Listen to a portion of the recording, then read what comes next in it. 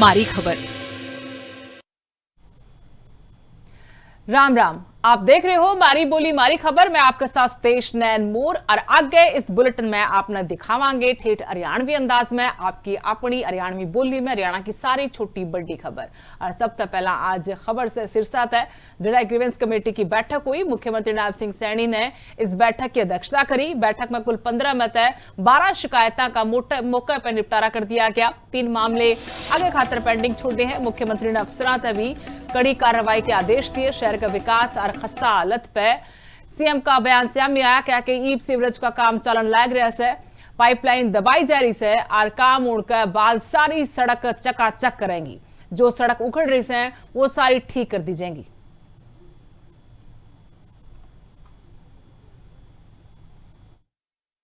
समय के अंदर धीरे धीरे करके जो भी समस्याएं होंगी, क्योंकि कई विकास के कार्य चल रहे हैं, विकास के कार्यों में भी दिक्कतें लोगों को आती है।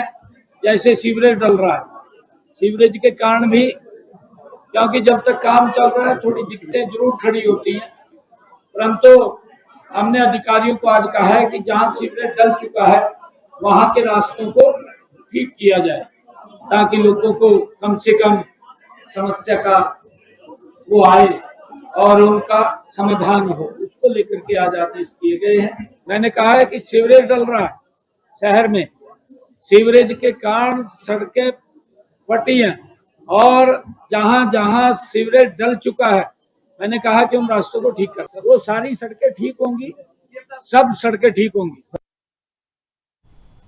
पंचकुला नगर निगम गबन मामले में बड़ा एक्शन देखने मिल रहा है। आईएएस अफसर आरके सिंह ने कोर्ट में पेश कराया गया है। करोड़ा का गबन की सीवेज जांच चल रही है। इसे में लगातार बड़ा एक्शन लिया जा रहा है। पहले आईएएस अफसर की गिरफ्तारी फिर कोर्ट में पेश कराया गया।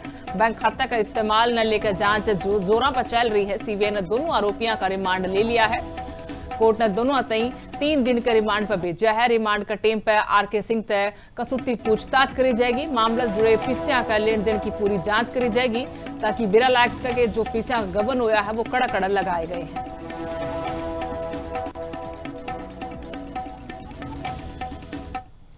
केंद्रीय राज्य मंत्री कृष्णपाल गुर्जर ने बड़ा बयान दिया है। कृष्णपाल गुर्जर ने राहुल गांधी पर कसूता तंज कसया है। क्या कि कांग्रेस का पाड़ा इसे नेता तक पड़ गया है, जिसकी वजह से कांग्रेस का कति भला नहीं हो सकता। कांग्रेस की कति हताश हो रहे हैं, निराश हो रहे हैं। जनता ने वोट की कसूती चोट मार रखी सैनिक के।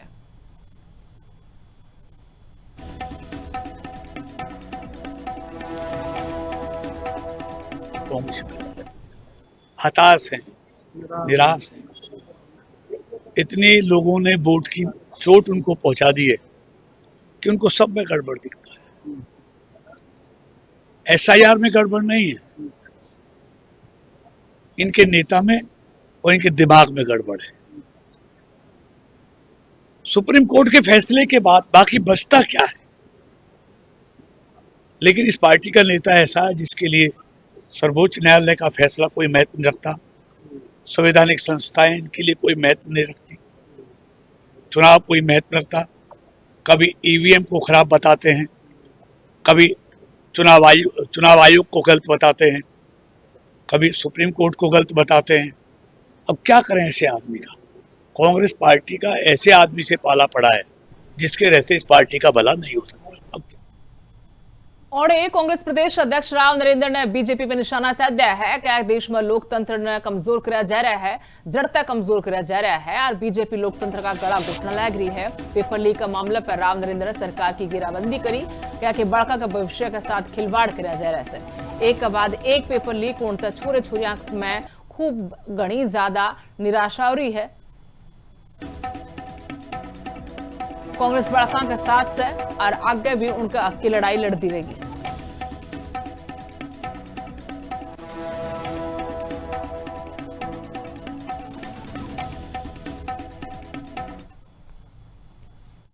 सरकार की नाकामी की वजह से शिक्षा और परीक्षा के ऊपर जो माफिया हावी है पिछले 12 साल से, हर वर्ष यही कहानी है, पेपर लीक होना।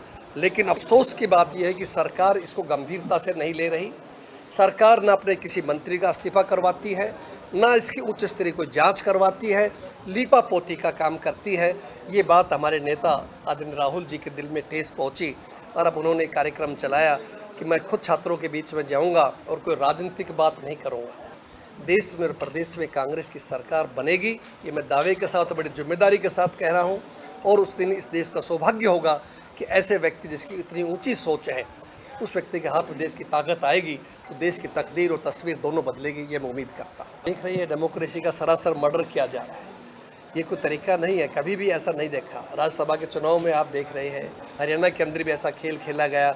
अब कभी वोट चोरी करते हैं, कभी ये सीट चोरी करते हैं, कभी सरकार चोरी करते हैं, आजकल सांसद चोरी कर रहे हैं। लेकिन कब कब ये बेईमानी करेंगे हम देखते हैं। आने वाले समय के अंदर जनता सही को सही कहेगी और दोबारा से कांग्रेस के हाथ में सरकार आएगी, लोगों की सेवा करेगी। नूतन कांग्रेस विधायक आफ्ताब अहमद ने भी बड़ा बयान दिया है। आफ्ताब अहमद ने बीजेपी पर पूरा कड़ा जवाबी हमला दिया है। बीजेपी की कहनी और करनी कह के दोनों में धरती आसमान का फर्क है। आज नू में विकास के काम कति ठप पड़े से, सबका साथ सबका विकास का नारा बस एक जुमला से।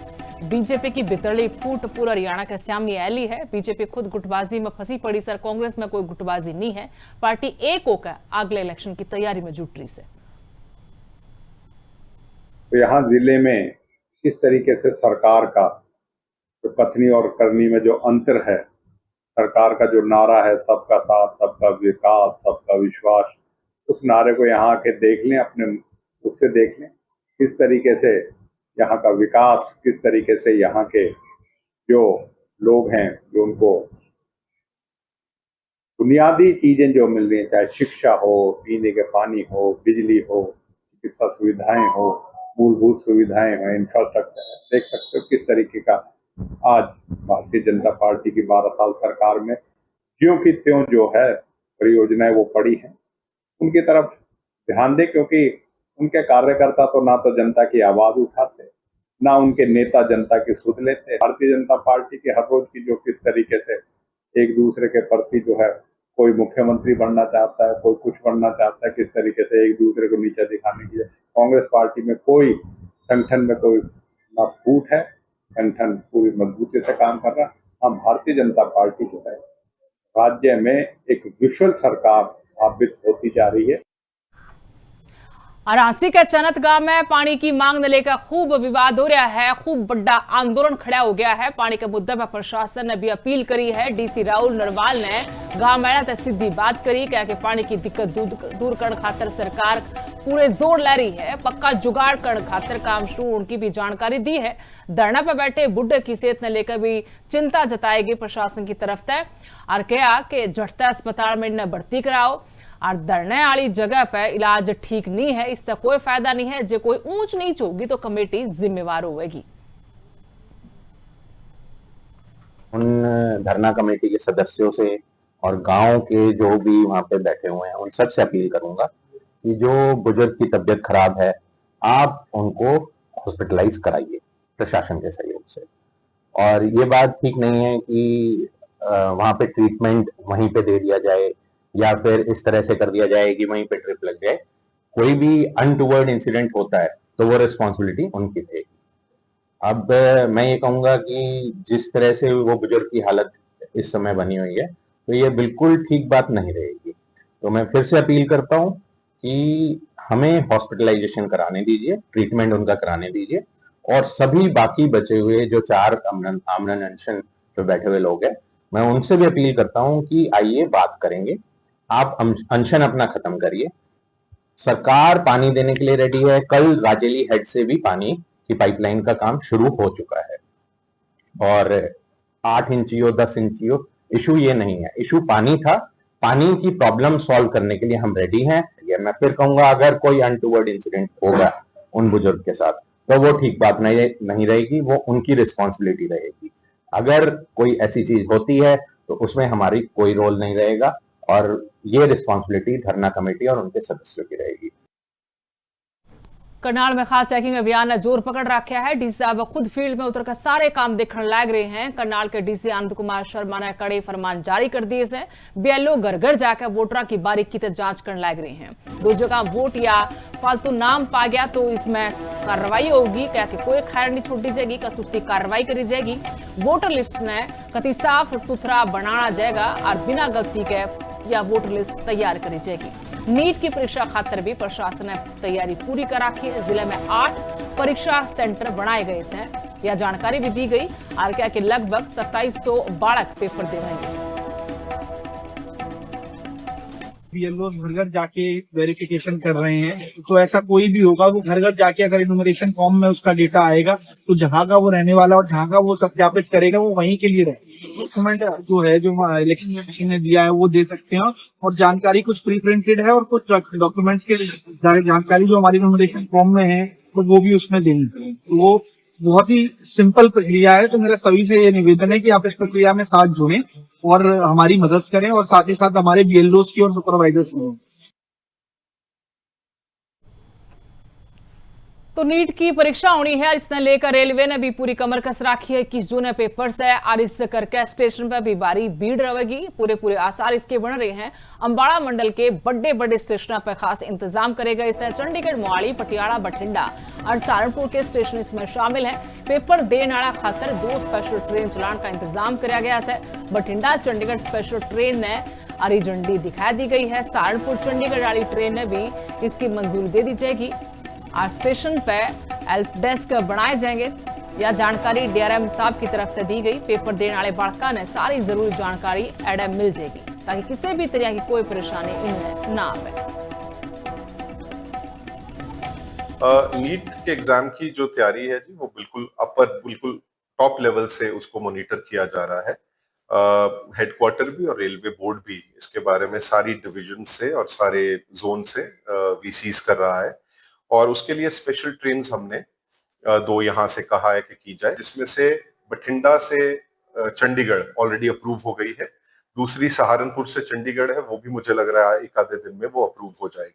इसके अलावा स्पेशल हेल्प डेस्क उनको प्रोवाइड किए जाएंगे लोगों को, ताकि उनको गाइड किया जा सके जितने बड़े स्टेशन हैं। और आपके माध्यम से ये स्पेशल ट्रेन्स का सबको पता लगे, यही हमारी उम्मीद है। इसे और पॉपुलराइज किया जाए ताकि लोगों को कोई असुविधा का सामना न करना पड़े।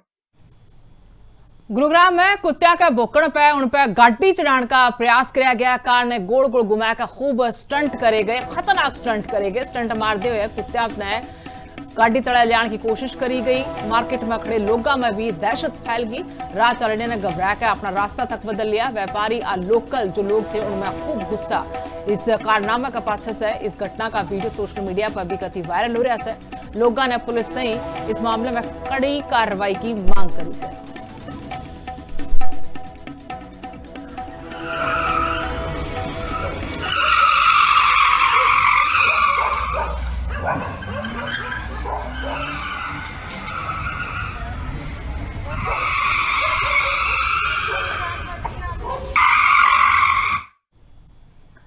खाद की अफवाह तय किसाना की धड़कन बढ़ गई है। मिडिल ईस्ट की खींचतान के बीच यूरिया डीएपी की रिकॉर्ड खरीदारी हो रही है। करनाल में खेतीबाड़ी महकमा ने इस बारे में जानकारी दी है। खाद की कमी वाली बात नहीं, अफवाह बताया है। सरकार का दावा है कि प्रदेश में खाद का पूरा स्टॉक है। अफवाह के चक्कर में 5000 मीट्रिक टन फालतू खाद बिक गया। खाद बांटने में हेराफेरी करने वाले 13 दुकानदारों पर भी गाज डई है। काला बाजारी और खाद दबाण आड़ा पर कसूती नजर रखी जा रही है। किसानों से अपील करी जा रही है कि जितनी जरूरत हो उतना ही खाद खरीदो। उड़ती खबरों पर कति का ना देने की सलाह दी गई है।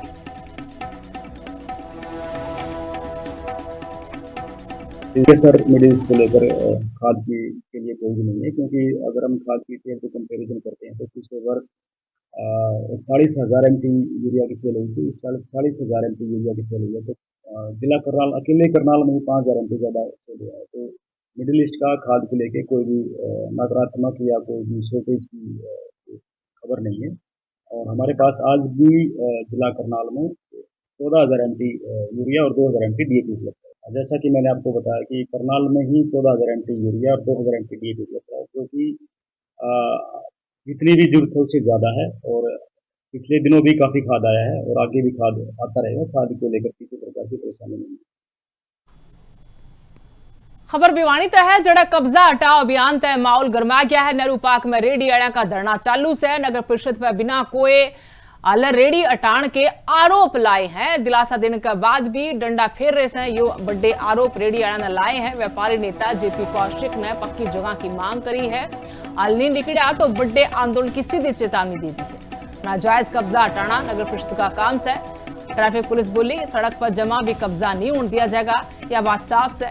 इसका पाछे फिर तामे कुछ करते रहो। प्रधानमंत्री स्वनिधि योजना के तहत लाइसेंस बनाए गए थे, जिसमें भाई रेडी आड़ा तो कही गई थी भाई जिसकी जगह पर रेडी है उसकी वह एक जगह है। ठीक है, आप अपनी दायरे में रेडी लगाओ, तो हम अपनी दायरे में रेडी लगाओ। हाँ, उस टाइम पर लाइसेंस के 200 300 रुपये लिए गए थे हर एक रेडी आड़ा दूर है। और प्रधानमंत्री की तरफ से लोन दिया गया था 10-10 हजार रुपया का।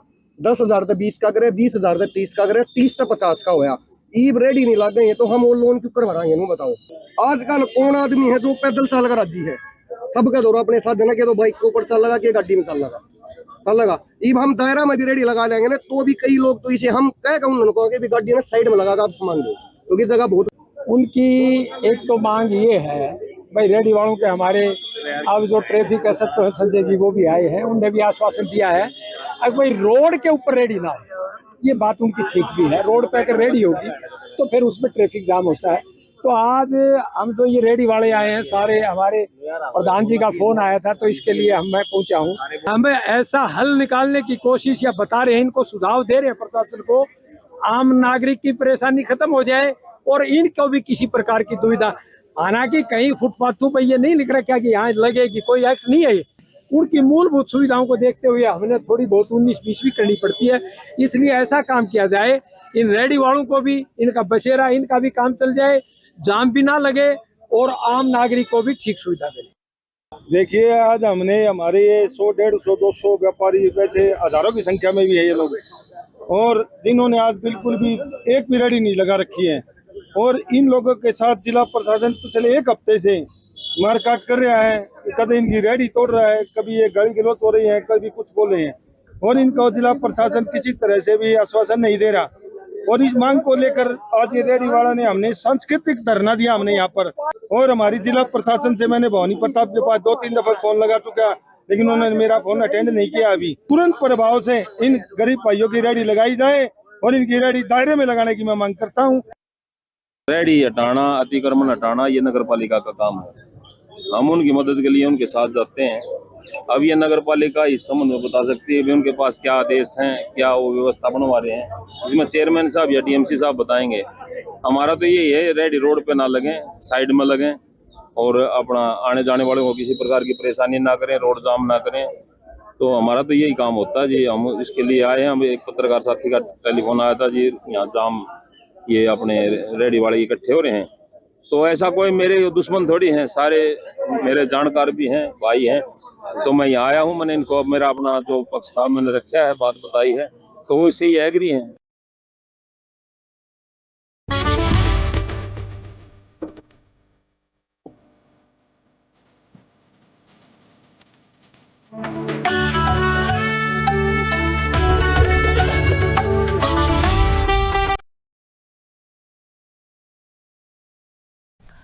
पंचकुला में पंचम पातशाह श्री गुरु अर्जुन देव जी के 420वें शहीदी दिवस पर आयोजित राज्य स्तरीय कार्यक्रम श्रद्धा, सेवा और समर्पण का विराट संगम बनकर उभरा। हरियाणा के मुख्यमंत्री नायब सिंह सैनी ने मुख्य अतिथि के रूप में कार्यक्रम में शिरकत करते हुए गुरु साहिब के अद्वितीय बलिदान को मानवता, सत्य और धर्म की रक्षा का सर्वोच्च उदाहरण बताया। मुख्यमंत्री ने गुरु साहिब के जीवन पर आधारित डॉक्यूमेंट्री फिल्म का अवलोकन किया, छबील सेवा में भाग लिया और संगत के साथ सेवा भाव का संदेश दिया। इस मौके पर संत महापुरुषों ने भी गुरु अर्जुन देव जी की शिक्षाओं को आज के समाज के लिए प्रासंगिक बताते हुए उनके आदर्शों पर चलने का आह्वान किया। इसी पर आपको दिखाते हैं ये स्पेशल रिपोर्ट।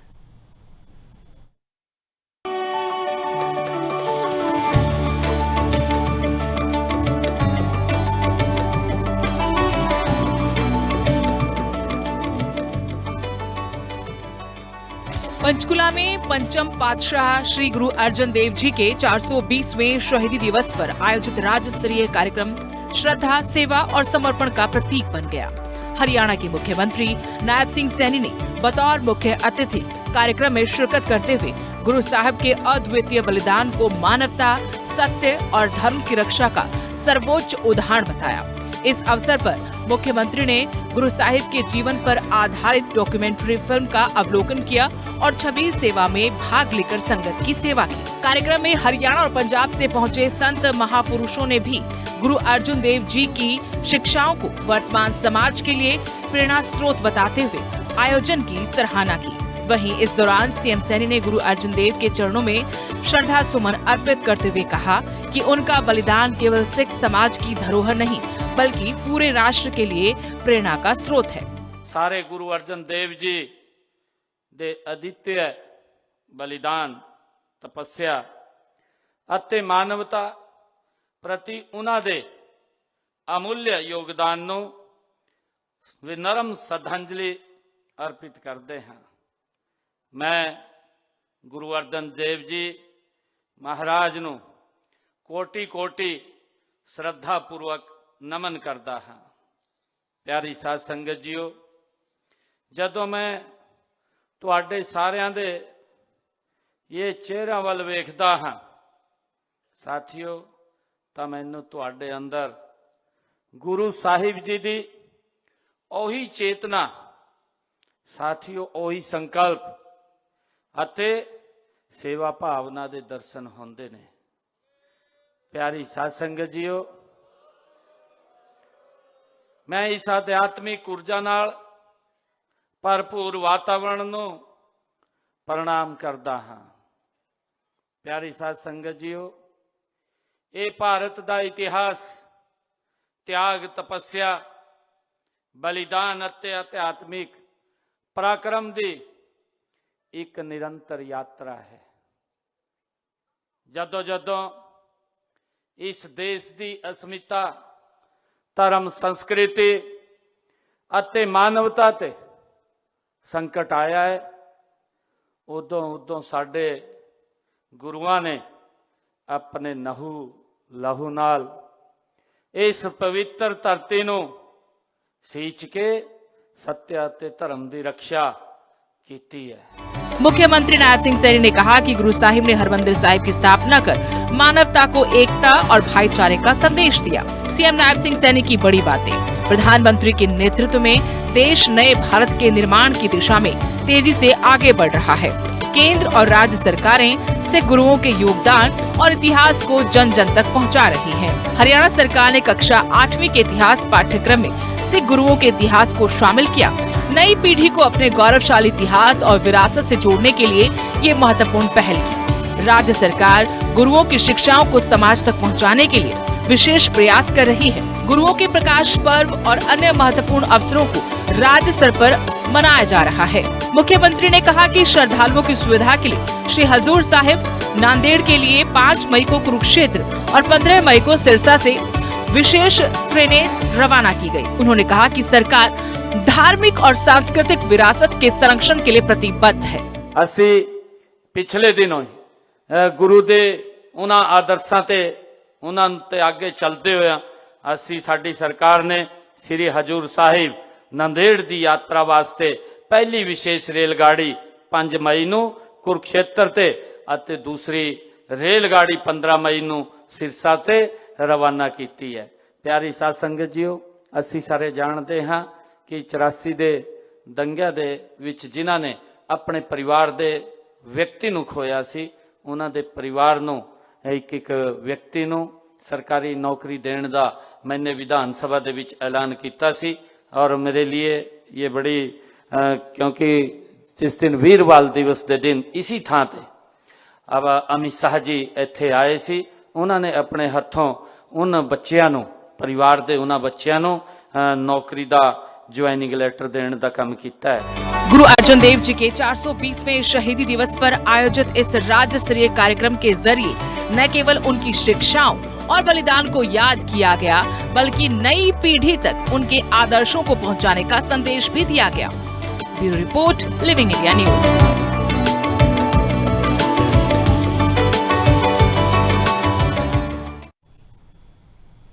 और अभी के लिए इस बुलेटिन में इतना ही। नमस्कार।